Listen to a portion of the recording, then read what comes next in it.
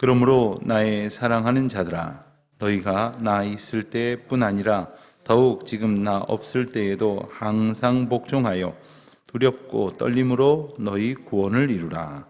너희 안에서 행하시는 이는 하나님이시니 자기의 기쁘신 뜻을 위하여 너희에게 소원을 두고 행하게 하시나니 모든 일을 원망과 시비가 없이 하라. 이는 너희가 흠이 없고 순전하여 어그러지고 거스르는 세대 가운데에서 하나님의 흠 없는 자녀로 세상에서 그들 가운데에 빛들로 나타내며 생명의 말씀을 밝혀 나의 다름질이 헛되지 아니하고 수고도 헛되지 아니하므로 그리스도의 내가 자랑할 것이 있게 하려 함이라. 만일 너희 믿음의 재물과 섬김 위에 내가 나를 전제로 드릴지라도 나는 기뻐하고 너희 무리와 함께 기뻐하리니 이와 같이 너희도 기뻐하고 나와 함께 기뻐하라. 아멘. 빌립보 교회에 보내는 편지의 궁극적인 목적은 하나님 앞에서 온 교회가 하나 되어 주님의 은혜를 얻으라, 누리라 하는 것입니다. 여러분, 이게 간단한 이야기 같지만 교회 생활을 통해서 교회 공동체가 그리고 성도가 충만한 은혜를 그때 누리지 못하는 이유가 바로 여기에 있습니다. 그리고 이것이 바로 사탄 마귀의 공격 전략입니다. 흔히 그런 이야기를 합니다. 목사님들 가정에서 사탄 마귀의 공격이 토요일 날 저녁에 주로 임한다는, 농담 반, 제가 볼 땐 농담도 되지만 진담도 돼요. 토요일 저녁에 예컨대 별일 아닌 것으로 목사님들 중에는 저도 뭐 그렇겠습니까마는 그럴 것 같기도 하고요. 예민해지겠죠. 내일이 주일이니까 이렇게 저렇게 준비하느라고 예민해집니다. 그 예민한 게 좋은 게 아닙니다. 예민하다는 걸 자랑 삼아 생각하는 분들이 있는데 예민해지니까 까탈스러워지고 그러니까 서로 시비를 삼게 되면 그 마음 불편한 이야기들이 오가면 주일 준비하는 데 도움이 되겠습니까? 어디 성도들은 해당되지 않겠습니까? 모든 주의 백성들이 해당되지 않겠습니까? 그러나 우리가 주일날만 교회 나갑니까? 매일매일의 삶을 예배자로 살아가려고 하는데 곁에 있는 사람들과 갈등하게 만듭니다. 분열하게 만듭니다. 서로 오늘 본문에도 나오는 표현으로 보면 원망과 시비가 가득하게 만듭니다. 그럼 하나 되는 게 깨져버리는 거예요. 하나 되는 거는 가만히 있는다고 되는 게 아닙니다. 하나 되기를 성령께서 하나 되게 하시는 것을 힘써 지키라고 했습니다. 이 힘이 든다는 얘기예요. 지켜야 할 일이라는 거예요. 가만히 있으면 하나가 안 됩니다. 가만히 있으면 본질상 한 가족도 하나가 안 돼요. 어떻게 하나가 된다고 할 수 있겠습니까? 주님 앞에서 하나가 된다고 말씀하시는 것입니다. 그리고 어제까지 본 말씀 중에서 우리가 하나가 되어서 하나님의 은혜를 충만히 받을 수 있기 위해서는 겸손해야 된다고 가르쳐 주셨습니다. 어떤 분들은 자기 교회 공동체의 구성원들을 귀하게 여기지를 않아요. 내가 저런 사람들하고 굳이 하나가 되고 내가 저런 사람들하고 하하호호 웃으며 지낼 거 있나? 나는 저런 사람들하고 달라. 이런 생각 가지고 계신 분들이 있어요. 참 그 마음이 깨뜨려지기 전에는 은혜 받긴 틀렸습니다. 하나님의 은총 가운데서 살아가는 것은 불가능합니다. 왜냐하면 하나님께서는 이 땅에서 하나님의 나라를 사모하게 하시는데 그 하나님의 나라가 성도가 연합하여 그리스도의 몸을 이루어가는 교회의 교회됨을 통해서 일깨워 주시기 때문입니다. 그러니 겸손해야 됩니다. 하나님 앞에서도 당연히 겸손하고 사람들 앞에서도 겸손해야 됩니다. 그 겸손을 배우라고 그리스도의 겸손을 어제 말씀에서 보여주셨지 않습니까? 예수님께서는 하나님하고 동급이란 말입니다. 하나님하고 애들 말로 그냥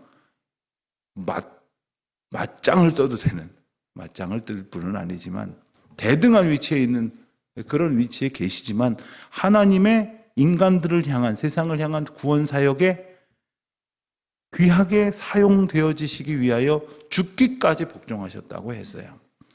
이게 가능하겠느냐는 거예요. 여러분, 우리는 누가 좋게 말하면 들어주려고 했는데 기분 나쁘게 말했다고 해서 난 안 들어주겠다고 만약에 이렇게 말한다면 그거는 자기 기분이 함께 이루어가야 될 사명보다 더 중하다고 생각하는 것 아닙니까? 겸손은 내가 하나님 앞에 있음을 아는 것입니다. 겸손은 내가 하나님 앞에 있음을 하나님의 눈으로 보는 것입니다. 여러분 자신을 이렇게 볼 때 여러분보다 훨씬 못난 사람의 눈으로 보면 나는 잘났다 이럴지도 몰라요. 여러분 눈으로 여러분을 보면 그런 대로 만족스러울지 몰라요. 그러나 하나님의 눈으로 우리 자신을 보면 하나님의 은혜를 얻지 않고는 살아갈 수 없는 존재이고 하나님의 죄사하게 하시는 긍휼을 얻지 않고는 그냥 죄 때문에 헤매어서 죽음 앞에서 두려워서 어쩔 줄 모르는 그저 어리석고 연약한 존재가 아닙니까? 그러나 하나님의 은혜 앞에 내가 있음을 깨달을 때 내가 비록 죄인이지만 하나님의 구원을 은혜를 얻은 자로 살아가고 있다면 하나님 앞에 겸손하고 늘 감사하는 삶을 살 것이겠습니다. 그것을 이루어 가라고 말씀을 하시는 거예요. 그래서 그리스도 예수의 마음을 품으라고 일러주신 거죠. 자, 12절 말씀 보니까 그러므로라고 시작합니다. 그러므로. 그러니까 이 앞선 어제 본문의 말씀과 연결되어진다는 뜻입니다. 그러므로 나의 사랑하는 자들아, 나 있을 때뿐 아니라 나 없을 때에도 항상 복종하여 두렵고 떨림으로 너희 구원을 이루라. 여기서 말하는 구원이라는 것은 구원 얻은 자의 삶을 포괄하는 것입니다. 하나님 앞에 항상 복종하고 두렵고 떨림으로. 여러분, 두렵고 떨린다고 하는 것은 여러 가지 관점이 있을 수가 있습니다. 예를 들어서 우리가 하나님의 은혜 앞에 살고 있는데 하나님께 우리가 해결받지 못한 죄가 있다면 두렵고 떨릴 거예요. 그로 인한 형벌이 두려워서 또 떨릴 거예요. 그러나 그것만이 아닙니다. 우리가 하나님 앞에 나와서 예배드릴 때 우리가 내일도 예배드리면서 예배 시간에 참회 기도 순서를 갖는데 우리가 그냥 죄 때문에 벌벌 떨고 그 형벌이 두려워서만 그래서 막 비는 듯 기도하는 것만이 아닙니다. 하나님이 우리를 그렇듯 여전한 죄와 허물 가운데 살아가고 있음에도 불구하고 여전히 사랑해 주시고 용서해 주시고 그리고 하나님의 품으로 인도하여 주시는 것이 감사하기 때문이죠. 그 사랑이 기쁘기 때문입니다. 여러분, 귀하게 여기는 사람 앞에서는 두려워할 줄 압니다. 어려워할 줄 압니다. 심지어 자녀들이 어렵게 느껴질 때가 있어요. 이거는 나이가 많이 들어가고 저 자녀들이 나를 함부로 하기 때문이 아닙니다.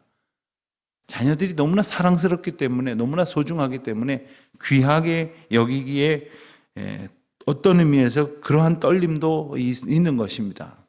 마찬가지로 하나님 앞에서 우리가 온전히 우리를 사랑으로 인도하신 하나님의 은혜 앞에 두렵고 떨림으로 우리의 구원을 이루어가는 겸손한 삶을 살아야 하겠고요. 또 13절 말씀을 보니까 너희 안에서 행하시는 이는 하나님이시니 자기의 기쁘신 뜻을 위하여 너희에게 소원을 두고 행하게 하신다고 했습니다.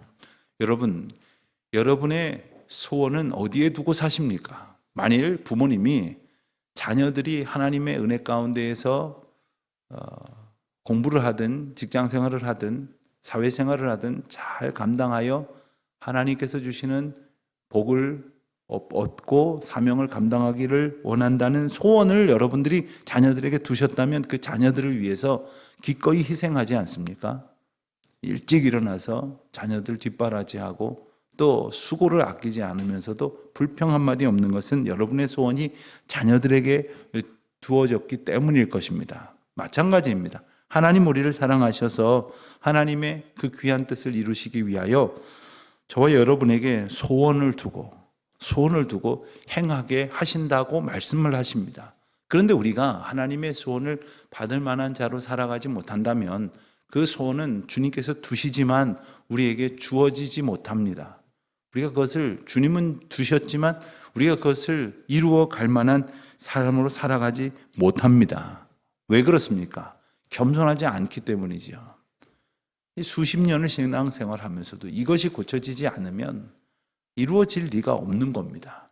겉모양은 신앙생활 하는 것 같고 나 자신도 깜빡깜빡 속는 겁니다. 나 믿음 생활 잘하지. 이만하면 누구보다 낫지. 내가 교회에서 누구보다도 봉사 많이 하고 헌금도 많이 하고 그리고 내가 기도도 많이 하지 않는가 할지 모르지만 이 하나님의 권면을 온전히 우리의 삶에 실천하지 못하면 소용이 없는 겁니다. 그래서 이 말씀을 요약하듯 14절에서는 모든 일을 원망과 시비가 없이 하라고 하십니다. 원망과 시비가 없이 하라는 말씀을 굳이 적시하신 이유가 뭘까요? 예나 지금이나 주님의 일을 우리가 감당한다고 하면서도 또 주님의 뜻대로 내가 살아간다고 하면서도 원망과 시비가 섞여 있는 채 그 일을 행할 때가 너무나 많다는 겁니다. 기왕이면 주님께서 맡겨주신 일, 주님을 기쁘시게 좀 기쁜 마음, 감사한 마음으로 하나님 앞에 하면 얼마나 좋겠습니까? 겨우 그거 얼마나 한다고 그 불평을 그렇게 합니까? 그 원망을 그렇게 합니까? 그 주님이 주신 우리에게 주신 그 만 가지 은혜 가운데서 겨우 한두 가지 좀 응답을 하듯이 살면서 뭐가 그렇게 원망이 많은 겁니까? 하나님 앞에서 뭐가 그렇게 내가 옳다고 시비를 하는 겁니까? 시비를 하는 것은 시비비의 줄임말이죠. 옳은 것은 옳다 주장하고 틀린 것은 틀리다라고 말하는 것이 아니라 옳은 것은 전부 나는 무조건 옳다고 주장하고 다른 사람 무조건 틀리다고 주장하는 것, 이러는 가운데에서 시비가 발생하는 겁니다. 여러분, 옳은 일이라면 그냥 겸손히 내가 그 자리를 지켜서 열심히 하면 됩니다. 그 남이 옳다 틀리다 따지고 밝히고 하느라고 애쓸 필요도 없습니다. 그 내게 주신 사명 잘 감당하면 됩니다.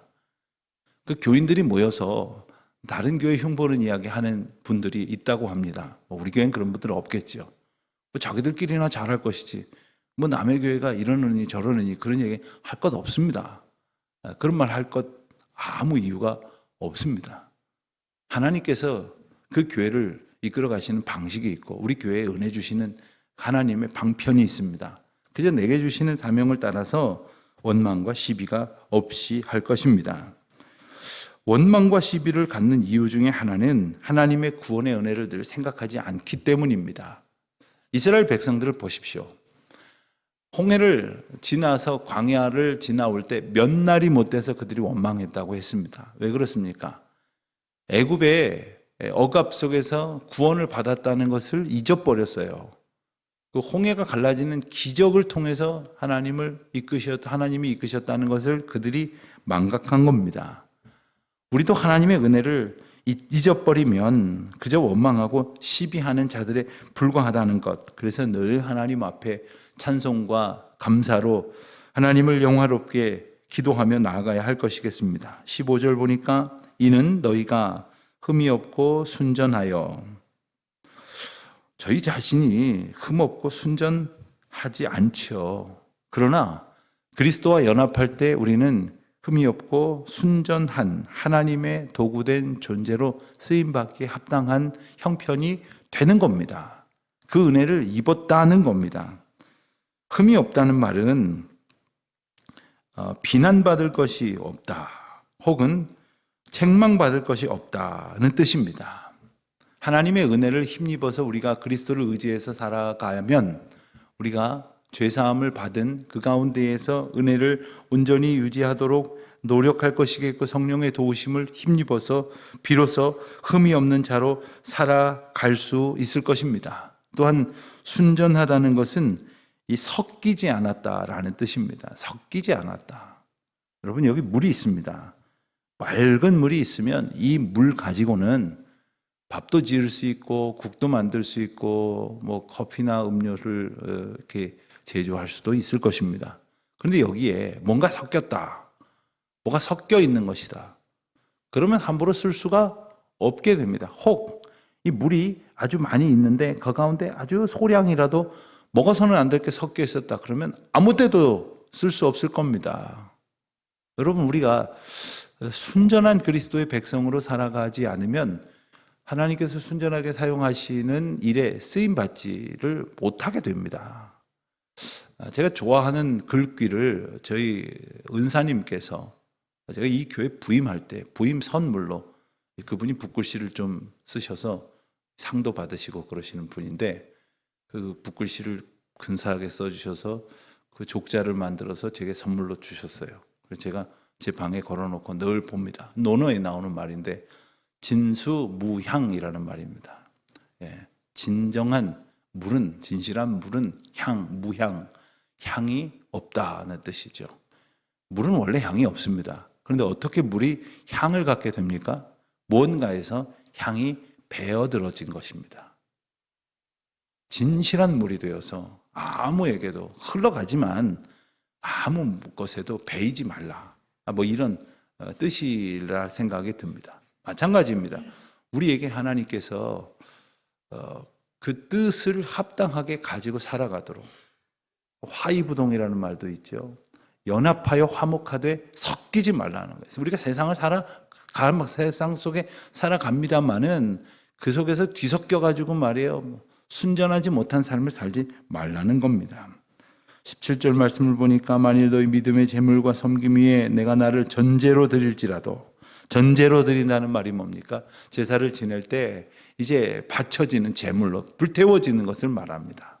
하나님 앞에 내가 온전한 제물로 드려질지라도 나는 기뻐하고 기뻐하리니 너희도 기뻐하고 기뻐하라. 빌립보서에 있는 이 기쁨이라고 하는 말이 많이 사용이 됩니다. 그런데 놀랍게도 이 모든 기쁨이라는 표현이 대부분 명령어로 사용이 됩니다.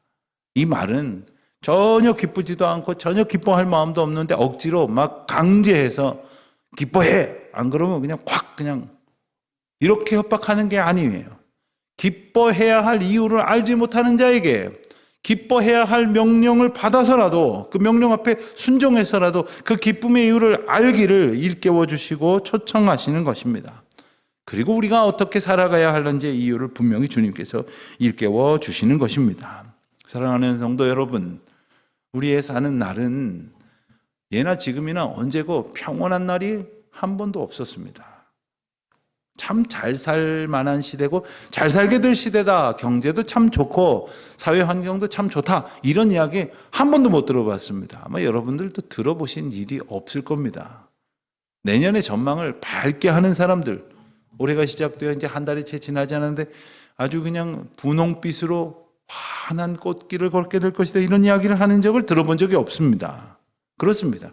세상의 모습은 언제나 그렇습니다. 그럼에도 불구하고 주님께서는 우리로 그리스도와의 겸손을 배워서 하나님 앞에 한 몸 되는 기쁨을 누림으로 주님께서 주시는 은혜를 받고 구원을 이루어가라 하고 말씀하시니 이것이 우리에게 약속된 기쁨이고 이루어지는 기쁨이고 또한 하나님께서 이루실 소망의 기쁨이 되는 겁니다. 그 은혜를 누리며 참 나로서는 내 지혜로는 내 생각으로는 뭐가 기쁜지도 모르겠지만 주님이 이렇게 기뻐할 만한 삶을 우리에게 허락하셨다고 하니 그래서 우둔한 나에게 기뻐하라 이렇게 말씀하시니 그저 나의 삶을 인도하시는 주님 앞에 감사함으로 정말 기뻐하며 살아가는 저와 여러분 되시기를 축원합니다.